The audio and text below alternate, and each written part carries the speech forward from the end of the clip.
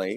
मी आत्ताच सभागृहामध्ये आलेलो आहे आणि एखाद्या ओळखीच्या व्यक्तीवर अशा पद्धतीची कारवाई झाली की ताबडतोब त्याला दुसऱ्याचं नाव जोडणं याच्यामध्ये काय अर्थ आहे असं मला वाटत नाही. त्याच्यामुळे जी काही कारवाई झालेली आहे त्याच्यामध्ये जे काही तथ्य असेल ते बाहेर येईल. तो शेतकऱ्यांसाठी सहाय्यता निधी असतो तो अगदी उत्तुंग खर्चाला गेलेला आहे. अशा प्रकारचं ट्विट जे त्या अंबादास यांनी केलेलं आहे. शेतकऱ्यांसाठी जी मदत निधी जमा केली होती तर ती गमावली होती त्यापैकी काही खर्च केलेला नाही असं ते ट्विट आहे अंबादासांनी. ठीक आहे, शेतकऱ्यांच्या बाबतीमध्ये महायुतीच्या सरकारनं म्हणजेच मुख्यमंत्री देवेंद्रजी असतील, त्याच्यानंतर आमचे नेते एकनाथ शिंदे साहेब असतील आणि अजितदादा असतील यांनी जी काय आश्वासनं दिलेली होती, जी काय कर्जमाफीच्या संदर्भातली भूमिका घेतलेली होती, त्याला जी तारीख दिलेली आहे त्याच्या अगोदर ती सगळी प्रक्रिया पूर्ण होईल. परंतु अवकाळी पावसानं असेल, सततच्या पावसानं असेल, जे शेतकऱ्यांचं नुकसान झालेलं आहे त्याच्यावर देखील उपाययोजना जी केली होती नुकसान भरपाईची, ते देखील खात्यामध्ये जमा होत आहे. त्याच्यामुळं विरोधकांना रोज काहीतरी विधानसभेच्या अधिवेशनाच्या वेळी एक ब्रेकिंग द्यायची असते, त्याच्यामुळे ह्या सगळ्या गोष्टी घडत आहेत. मला असं वाटतं की विरोधकांनी शेतकऱ्यांच्या भावनांशी खेळू नये. तुमच्यावरती टीका केलेली आहे. भास्कर जाधव असं म्हणतायत की आमच्या आंब्यावरती घाला घालण्याचा प्रयत्न केला जातोय आणि मंत्री हे तगडूची उत्तरं देत आहेत. त्यांना जर फरक पडत नसेल तर त्यांनी गुजरातला जावं असं तुमच्यावरती टीका केलेली आहे. मी सुरुवातीला जसं सांगितलं की वलसाड आंब्याच्या बाबतीमध्ये जे काही वातावरण तयार केलं जातंय त्याच्यापेक्षा कितीतरी पटीनं मधुर आणि प्रसिद्ध असलेला आमचा रत्नागिरी हापूस आणि देवगड हापूस आहे. जिओ नामांकन ऑलरेडी त्याला मिळालेलं आहे. जगाच्या बाजारपेठेमध्ये वलसाड हापूस काय आहे किंवा वलसाड आंबा काय आहे, कर्नाटकचा हापूस काय आहे आणि रत्नागिरी आणि देवगडचा हापूस काय आहे जगाला माहिती आहे. त्याच्यामुळं त्याच्यावर आक्रमण करण्याचा प्रश्नच उद्भवत नाही. एवढ्या ताकदीचा हापूस आंबा आमचा रत्नागिरी आणि देवगडचा आहे. तरी देखील वलसाडच्या माध्यमातून काय अर्ज केला गेलेला आहे, त्याच्यामध्ये कशा परमिशन त्याला मिळणार आहेत किंवा परवानग्या मिळणार आहेत याची आम्ही खातरजमा करून घेऊ.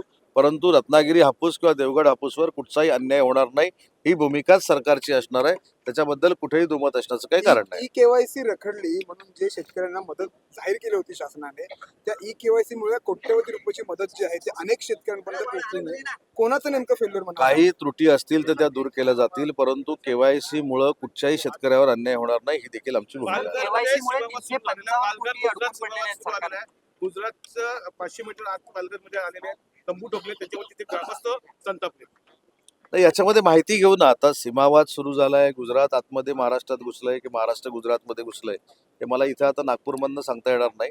परंतु अशा पद्धतीची जर भूमिका असेल तर त्याची माहिती घ्यावी लागेल आणि माहिती घेऊनच बोलावं लागेल. सर, तुम्ही मराठी भाषेचे मंत्री आहात. आता लेखी उत्तरात कबुली दिलेली आहे की राज्यामधल्या अनेक मराठी शाळा बंद झालेल्या आहेत. आता मुंबईतील मराठी शाळा बंद झालेल्या आहेत. काय नेमकं राज्य शासन करतंय मराठी शाळांचं? मराठी भाषेचा मंत्री म्हणून शालेय शिक्षण विभागाच्या मराठी भाषेच्या शाळा ह्या माझ्या अंतर्गत येत नाहीत, त्या शालेय शिक्षण विभागाच्या अंतर्गत येतात.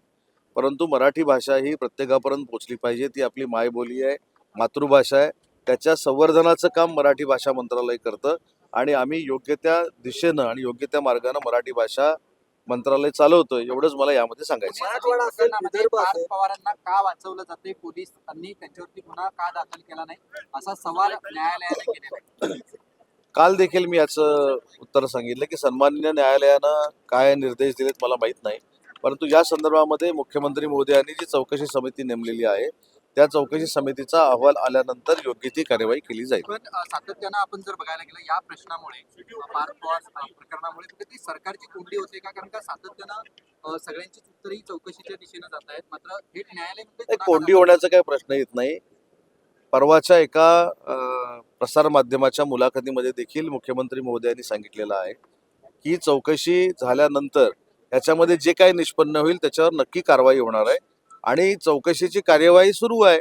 त्याच्यामुळे कोणाला पाठीशी घालण्याचं, कुठे अडचणी देण्याचा काहीच संबंध येत नाही. मराठवाडा विदर्भ येथे शेतकऱ्यांच्या आत्महत्यांची संख्या वाढते. जवळपास वर्षभरात 2,000 शेतकऱ्यांनी आत्महत्या केल्याचा आकडा समोर येतो.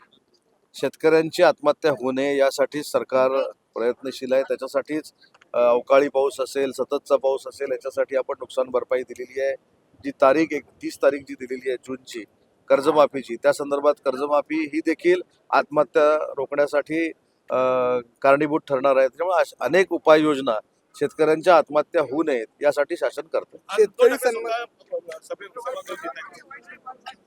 शुभेच्छा आहेत. शेतकरी सन्मान योजना एका ठिकाणी राज्य सरकार म्हणतं की शेतकऱ्यांसाठी आम्ही काम करतोय, मात्र शेतकरी सन्मान योजनेचा लाभ जो आहे तो अनेक शेतकऱ्यांना आदेश दिला की निधी वर्ग करा, मात्र तो निधी शेतकऱ्यांना पैसे भेटले नाही, या बाबतीमध्ये स्पष्ट भूमिका शासनाची अशी आहे, मुख्यमंत्र्यांची, दोन्ही उपमुख्यमंत्र्यांची देखील आहे, की शेतकऱ्यांसाठी ज्या ज्या काही योजना मंजूर केलेल्या आहेत, ज्या ज्या काही फॅसिलिटीज दिलेल्या आहेत, त्या तंतोतंत शेतकऱ्यांपर्यंत पोहोचल्या पाहिजेत.